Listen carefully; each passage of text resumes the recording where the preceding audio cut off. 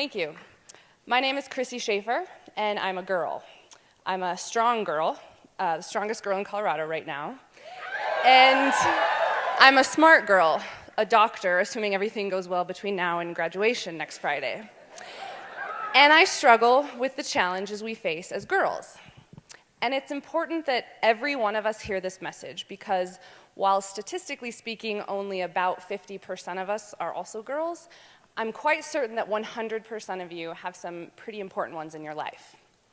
Though my message today is quite simple, it's critically important because we live in a place where girls are put at an incredible disadvantage. And I'm not talking about the gender pay gap or unequal employment opportunities. I'm talking about self-esteem. Care to guess at what age a female's self-esteem peaks? 9 years old. What happens is, oh gosh, excuse me, sorry.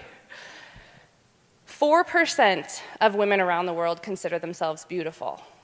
And 70% of 7 to 12-year-old girls wish that they were thinner. What's worse is that 6 out of 10 girls will stop doing the activities that they love, not because they're not good at it, but because they feel self-conscious about their looks.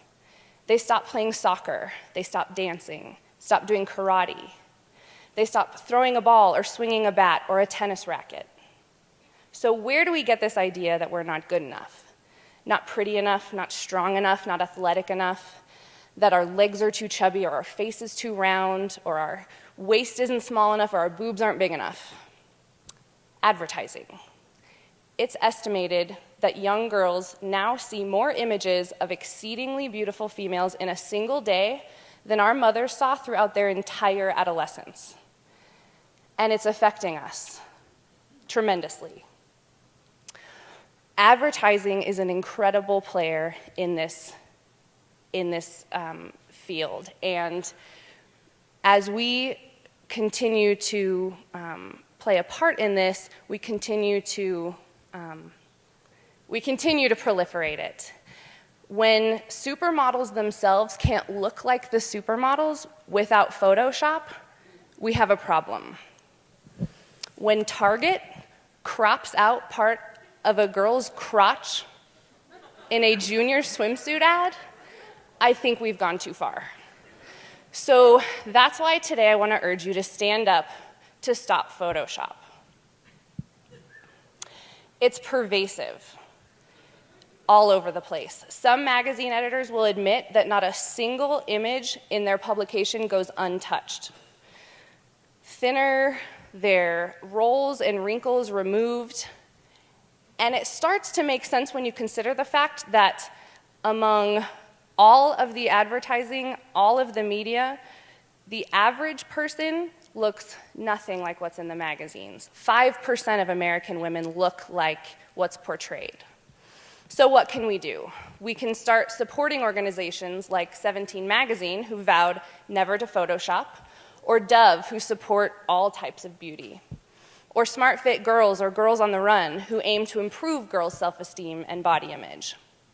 And we can start talking to our girls, not only about the dangers of Photoshop or having realistic expectations of their bodies, but about how their self-worth is not tied to the size of their jeans. And most importantly, we can work on our own self-esteem.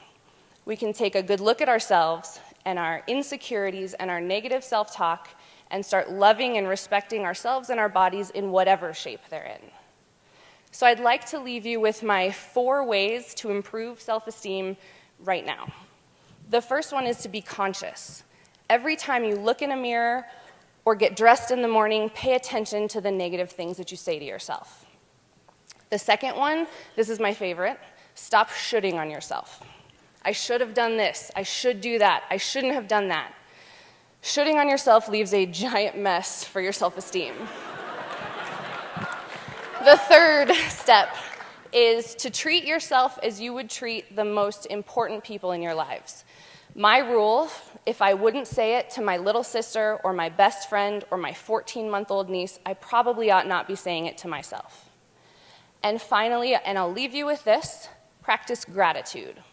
The more that we celebrate and appreciate the things we have in our lives, the more there is in this life to celebrate. Thank you.